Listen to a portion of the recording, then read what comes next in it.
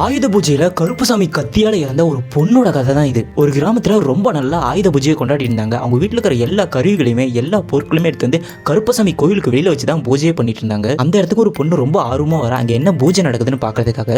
அப்ப பல நூறு வருஷங்களுக்கு முன்னாடி எடுக்கப்பட்ட கருப்புசாமியோட கத்தியை அந்த கோயில வச்சாங்க பூஜை பண்றதுக்கு. அப்ப அந்த கத்தியை அந்த பொண்ணு யாருக்குமே தெரியாம எடுத்திருக்கா.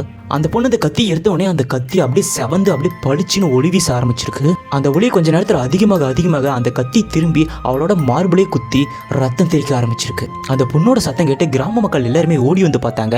அப்ப அந்த பொண்ணோட மார்பிள குத்தப்பட்ட கத்தி வெளியில எடுக்காம அப்படியே தான் இருக்கு. அதுல ஒரு என்ன அதிசயம்னா, அப்ப அந்த பொண்ணு உடம்புல வந்த ரத்தம் எதுவுமே தரையில விழுவாம கருப்பசாமியோட காலுக்கடியில எல்லா ரத்தமுமே உறிஞ்சப்பட்டு இருந்தது. அப்ப அந்த ஊர் மக்கள் எல்லாமே சேர்ந்து இது சாதாரண மரணமே கிடையாது, இது கருப்பசாமியோட கோபம் அப்படின்னு சொல்லியிருக்காங்க.